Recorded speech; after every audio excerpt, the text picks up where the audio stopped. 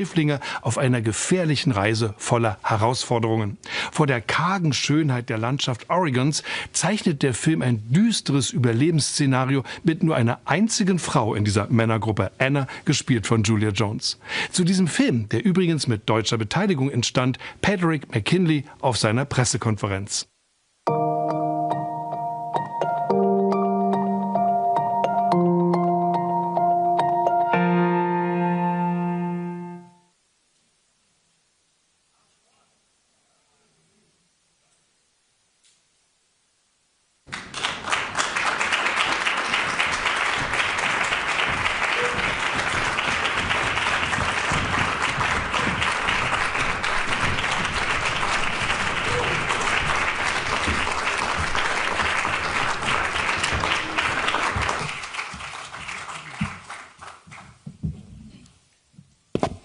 Hello, everyone.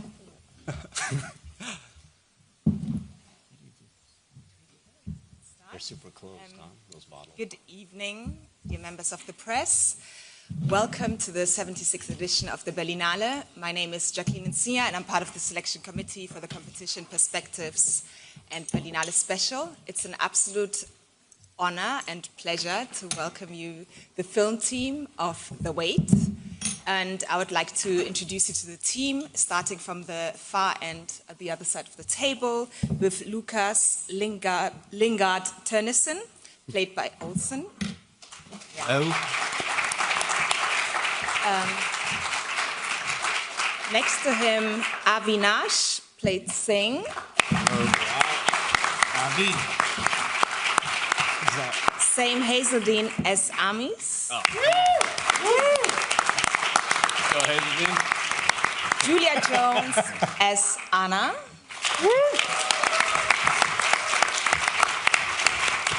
Ethan Hawke as Samuel Murphy. Austin Emilio as Rankin. Yes.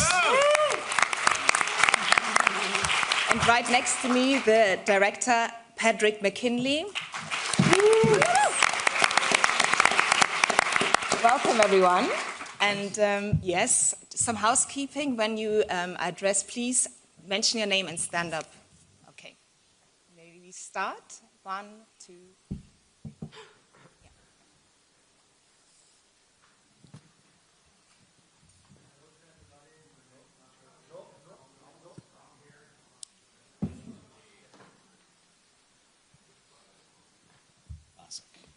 Now it's worked? Okay. Thanks for the big welcome, but I welcome also you. My name is Mark Harapetian, founder and publisher of culture magazine Spirit, the Smile and the Storm since his 16th living year. Congratulations, for me a great adventure film, and in some way it goes back to the introspective action movies of the 1970s. So question to all who want to answer, did you watch films of this period to prepare for this movie, and what's your favorite action film of all time? Thank you. Oh, wow. You want to start? You take it. Yeah. All right, I'll start and just say that's a wonderful question to start this press conference off. I'm very grateful because that is the origin story of this film, is Pat and I's shared love of those 70s action films. And I had been making a documentary about Paul Newman and Joanne Woodward, and I was kind of getting obsessed with the great nonverbal performances of people like McQueen and Paul Newman, and how much you could express that way through an action film, and how wonderful those old heroes' journeys gave you a context of an aspirational look at masculinity and what honor and dignity and fighting for what you believe in and taking care of others that was in my youth that I would see through these heroes' journeys. And Pat and I got in a long conversation about why there aren't movies like that anymore, and decided to make one. And that's what we're presenting here tonight. And so as far as the, Treasures Sierra Madre, The Sorcerer, Cool Hand Luke, Sometimes a Great Notion, there were a lot of inspirations. And hopefully what we did is kind of funnel them through all of us and have it come out to something original. Yeah. I don't know what my favorite would be. Favorite? Action, you said action or adventure? Action. I mean, one thing that I did look at too was the indie films, you know, the Indiana Jones films, and we took borrowed a little from that. Those are great. Sorcerer was probably our thing that we kicked off the most, and we sort of started dreaming of those kind of films, an elongated prologue, you know, the adventure, the misfit, you know, bunch of guys together. We should mention Wages of Fear. Wages of Fear, same breath, yeah, same film. So, you know, those 70s films, I'd say that. But, you know, there's a million, you know. I love French Connection. You know, there's, well, we could do this a long time. Yeah, we could have a lot of fun. Yeah, yeah.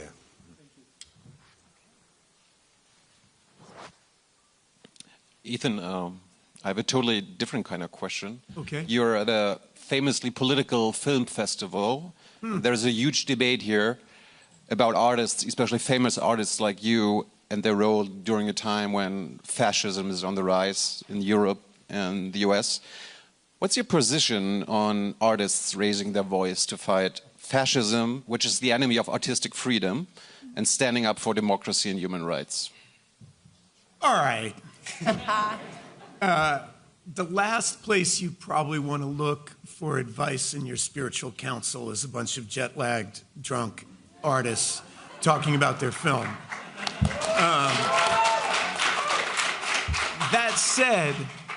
That said, I love the movies, and I believe in the power of cinema to affect. They're kind of like, you know how every night we all dream, and those dreams kind of heal us and get us ready for the next day. In a lot of ways, I feel like collectively, the whole festival, all of you, all of us here are responsible for creating an international dream life. What is it? What are our dreams? What are we talking about? What are we thinking about? And I love this movie because it's something Julia said that I've taken to heart, which is at its core, it's about a group of people who don't think they have anything in common, who band together to fight institutional greed and malevolence, to realize that they have so much more in common and that it's worth fighting for. So I love that as what we're offering the world in response to that. And, you know, anything that fights fascism, I'm all for.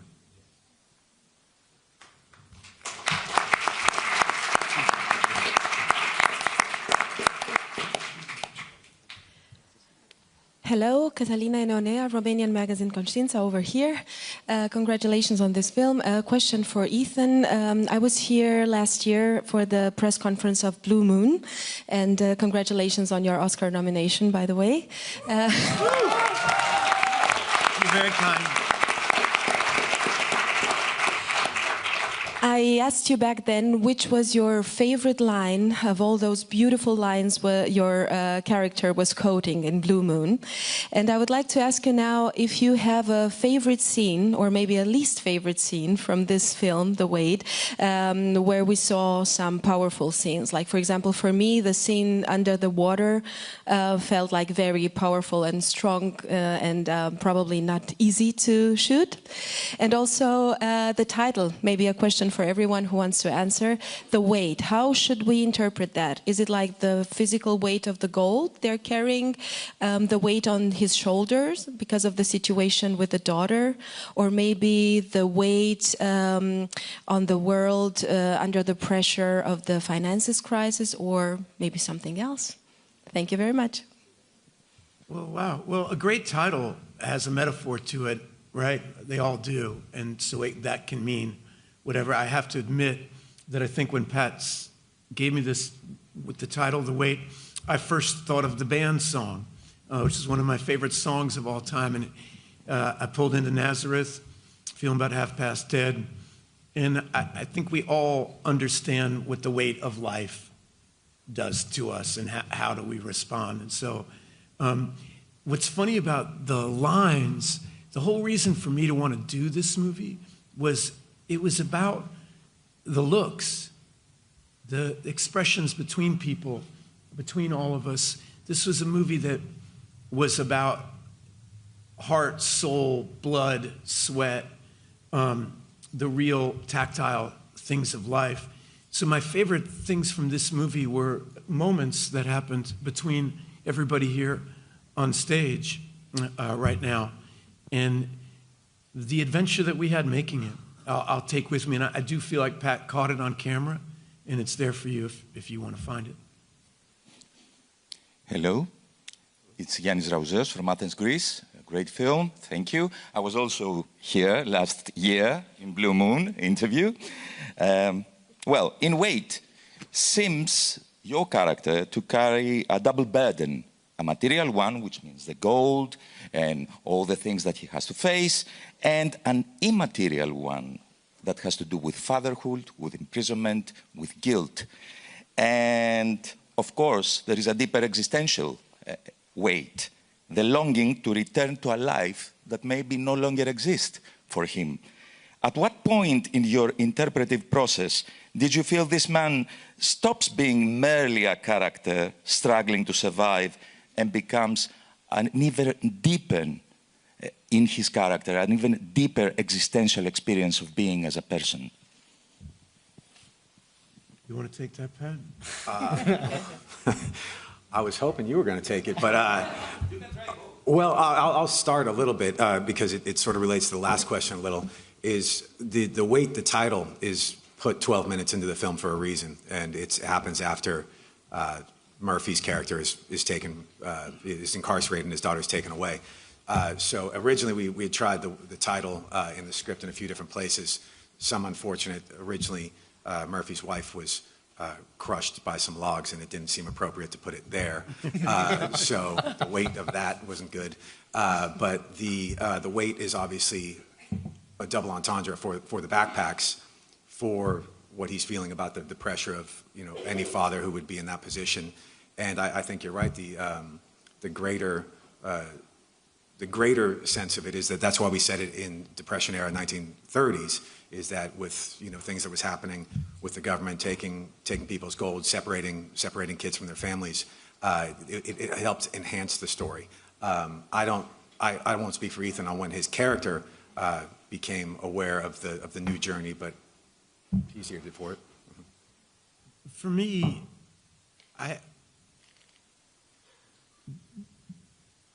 it was the weight of love, and what you're willing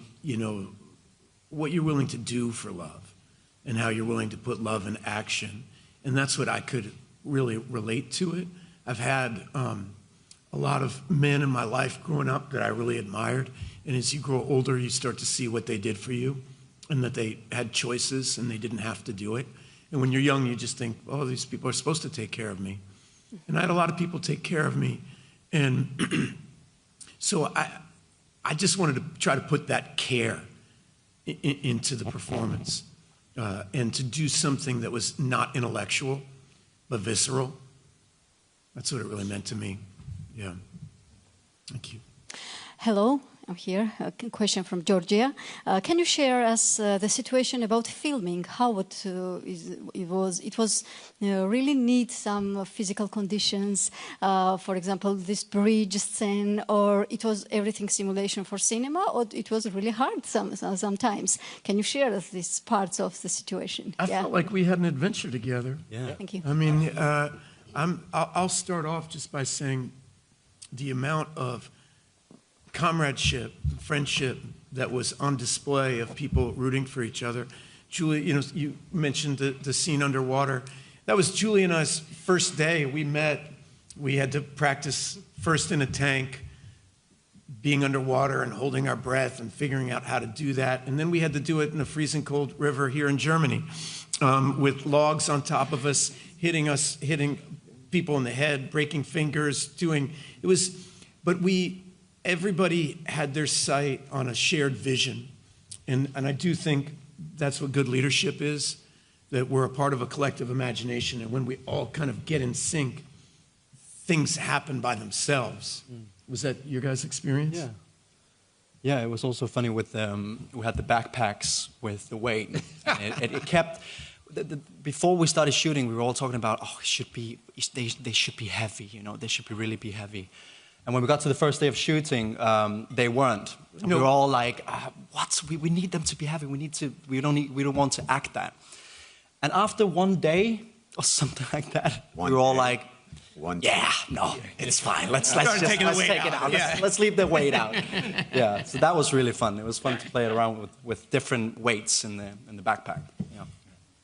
Everybody wanted to be very method when we started, and a couple hours in, your shoulders start hurting. I don't want to be that. They left the microphone was on, and they were complaining, and they were saying, I could do 40 pounds. I was 60. I'm at 80 pounds. One take, somebody took the weight out of their bag. I'm not going to point. That was me. 2 takes later, down at the end. But there was a lot of physicality to it. The bridge was very tricky. Shoot, and Ethan walked away very bumped and bruised from it. A couple days earlier, he'd pulled his hamstring nearly off the bone, I think. Lucas took a bit of a pounding on his nose from Sam, getting. Well, if anyone hasn't seen the movie, they share a moment together, quite close quarters. So did Julia. Julia had definitely her fair share of bumps. Nobody hurt me. Avi, I think you. Avi stayed clear. I stayed clear. Yeah. Yeah, Avi was okay. It was an adventure. It was tough, and we shot in some tough places, and it was hard to get the cameras and the position and to shoot it. And I do think we should say hats off to our cinematographer who had it harder than all of us. He was in the river. He was having rocks thrown at him, and the man was absolutely brilliant. And I'm so proud of the look and feel of the film, and that's Matteo.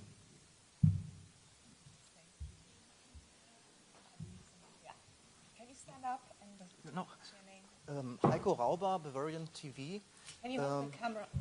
Heiko Rauber. There you go. That's what it's over. Bavarian TV, Kino, Redaktion Kino. This is a question to Ethan Hawke. How did you experience making this movie in Bavaria? And do you have favorite spots there now? Well, this will sound a little corny, but one of the unfortunate things for my children is they have to share my life with me, and they came over to Bavaria this summer. But for her winter project, Clementine painted the most beautiful picture of the river in Munich that is going to hang on our house forever. And the people and the crew who were incredibly kind to all of us every day. Somebody did have to lug all the lead the times that we really wanted it to be heavy, and somebody had the bars that were less heavy, and somebody had to warm us up when we got out of the water, and we had a great stunt team, and we had the level of professionalism and crew here. Well, we couldn't have asked for anything more. We really couldn't have. So I feel really blessed, and it was part of the dream with making the movie here was that we would get to premiere it here at the Berlinale.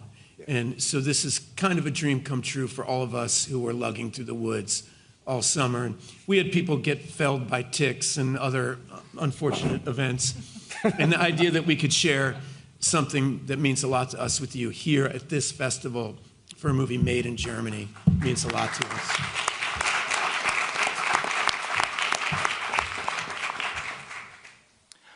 Hello, I guess it's my turn. Mark Millenbrock from the ARD Radios. This is a question also for Ethan. Thanks to you all for this wonderful movie. But I seen Blue Moon last year, and I seen a Lowdown. Is there a recipe or an idea how you choose your roles? Is that something that generally attracts you in a movie? And also, where did you get this flashy suit you're wearing? Well, let's start with the suit. Yeah. Good idea. One of the things. What's so funny is that when I was first at the Berlin Film Festival, it was 94, 95, and I showed up in a suit I'd bought for $4 at a thrift store, and I thought I looked so cool. And as your face cracks and decomposes, you start to spend more money on clothes, And there's a great. One of my favorite Willie Nelson quotes is when he was younger, he really loved his old guitar, and now that he's in his 90s, he really likes new guitars because he has character. He doesn't need the guitar to have so much. That's kind of the way I feel. What was the first part of the question? I got distracted talking about clothes. How do you choose your roles? Oh yeah, you work with talented people. It doesn't matter. You could be working on anything, and if you admire the people that you're on set with, it's so much fun. And good things happen because of it. I try to do work inside of different genres to push myself into other it forces you to be a different kind of actor, to learn the geometry of the genre we're in right now with The Weight is different than Blue Moon, which is different than a comedy like Lowdown. And I find that challenge exciting. But the only thing that is uniform is being with people I really respect, like I am today. Hi, my name is Laura. I work at a radio station here in Berlin, Radio Paradiso. I have a question for Mr. Hawke. Looking back at your extraordinary career, which movie has shaped you the most? Thank you.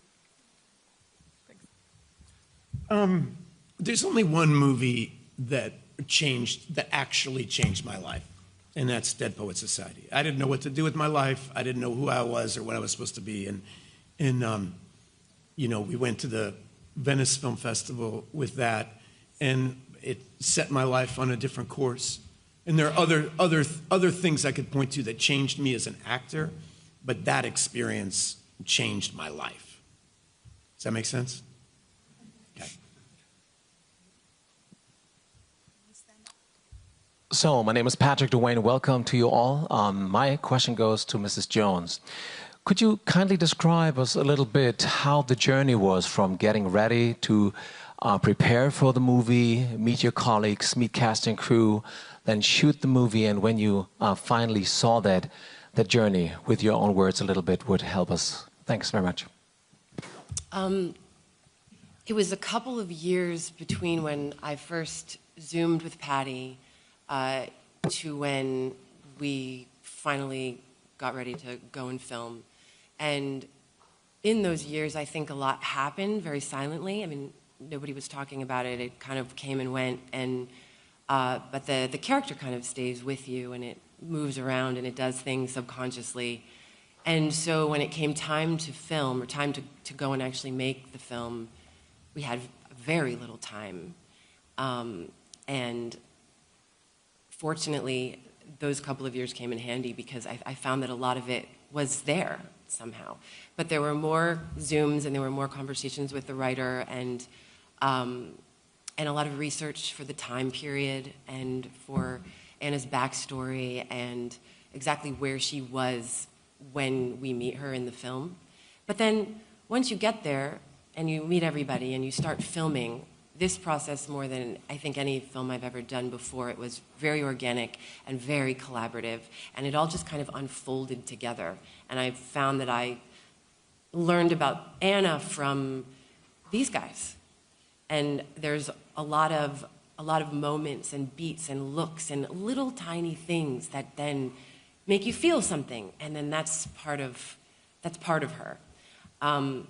So this was the hardest film I think I've ever done, challenging in terms of physically, emotionally, mentally, and also just one of the most extraordinary groups of people. And I personally couldn't have gotten through it without these guys. So very rewarding, extremely grueling, and the experience of watching it on a big screen, and tonight will be, you know, the ultimate version of that because it's the biggest screen. It's bigger than the Sundance screen, and we made it here. But that has just, it's such a full circle moment. And when we watched it at Sundance, I thought, wow, it was really worth it. So.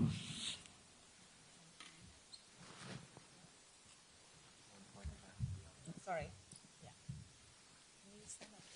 Hi, I'm Zach from London. Firstly, congratulations on the film and bringing it from Sundance to Berlin. I guess my question is to Ethan, and the whole team is welcome to answer as well. Just now it was revealed that there's an open letter signed by several of your peers, Tilda Swinton, Adam McKay, Javier Bardem, about criticizing the festival's silencing of discussions of politics and Palestinian voices. So I want your opinion on how your fellow acting peers who have been known to be silenced or criticized for speaking up, and how you feel about Palestinian voices, artists being criticized or silenced as there is an ongoing genocide. All right, I'll start.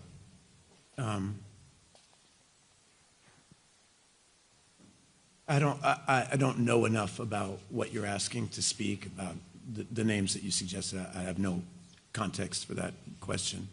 I often, last time I spoke publicly about any of this, I was really shocked at how much animosity it was met with, and people saying things like actors shouldn't talk about politics or things like that. And I really feel like the answer is the absolute inverse, is that everybody should be, we're all citizens of the world and all of us matter, and all of us have a voice, and everybody's welcome to disagree. That's part of the benefits of living in a free society.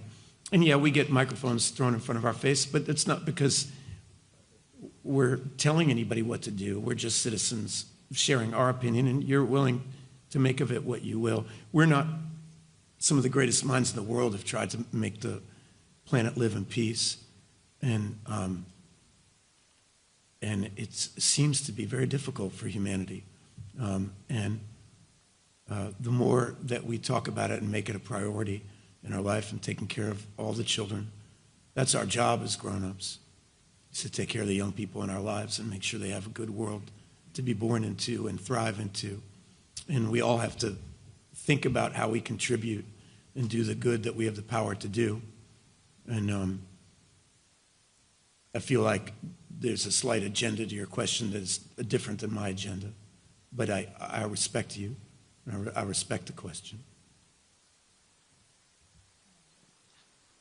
Hi, hello. I'm Liliana Bravo from Mexico, from Notisistema. This question, congratulations to everybody for the film, is magnific. This question is for Mr. Ethan Hawke. In your novel, A Bright Ray of Darkness, you explore how art can be sanctuary from the cause of fame. How do you apply the same philosophy of taking refuge in the craft to keep delivering such a rough and physical performance like the one in The Wave about all these years?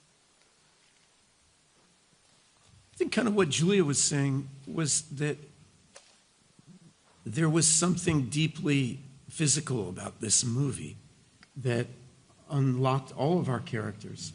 It's just actually being in the wind and the rain and the sunrise and the sunset every day. And Pat was brilliant, absolutely brilliant at adjusting. Sometimes we had a huge fight sequence to do where we had a few hours to do it, and we had to do it in between a rainstorm. Because otherwise we weren't going to, when you have, it's actually what I love about independent film is it's not as good as you can do it, it's as good as you can do it in the given circumstances. And the circumstances are difficult, and it forces you to think on your feet, and it's part of why Pat is such a great director, is he knew the movie so inside and out, and all of us trusted him completely to when he knew he had it, we were willing to move on, and when he knew he didn't have it, we were willing to jump in the river again. And because we understood, we had a great level of leadership, and when the leadership is there in the world and the film is cast right, it kind of happens to you. It's not what you do to it.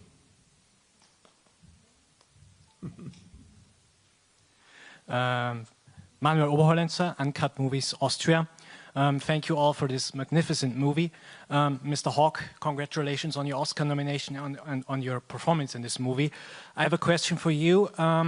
Being a father yourself, how much of your own feelings as a father could you channel into your performance in this movie, especially with the scenes with your movie daughter? Well, that is my performance. I mean, that just, I mean, from one of the first questions about the weight, the weight of parenthood, or your question about the weight of politics in the world, the weight of the way we're all manipulated, and the way that the world seems to respect gangsters. I don't understand it, and our characters have to fight against it, just like we're talking about today. And I love the period aspect of it because it gets you thinking outside of contemporary politics and into ethics in general. And that liberates us all to perhaps take a moment and not think about our knee-jerk set positions, but actually think about it from an ethical point of view. And but my ethics all stem from my relationship as a father and my relationship as a son to a wonderful mother and father myself.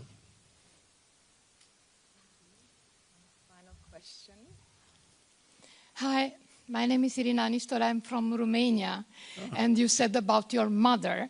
So first of all, the film is wonderful, and I really hope that we could see it in Romania. And I want to wish happy birthday to your mother, because she was born on the 22nd of February. This has turned into a family party. Yeah. Yeah. Thank you for that. And I will tell her was, that you said that. And she was a miracle for the children of Romania. And thank you so much for that and for getting you to us. Thank you. For those of you that don't know, my mother Yeah. ran an organization in Romania to get children back in school, get children in school, and basically on the theory that if you don't give children an education, you don't give them reasons to hope and dream that their lives could be better. So thank you for that. I'm really proud of my mother, and I've done a lot of talking here tonight. I really just want to end it with saying that everybody up here, thank you for letting me hog the microphone. Yeah. And thank you. I wouldn't be here without these people. And I'm so proud of this film, and I can't wait to share it with the world. And great thing about film festivals, they deliver it out there. Distributors can take the movie and sell it to Romania. That's right. And let the good people from Romania to Texas see The Weight. All right. So thank you all for your time. Thank you so much. All the best for your premiere. Thank you. Thank you. So great. Well, made.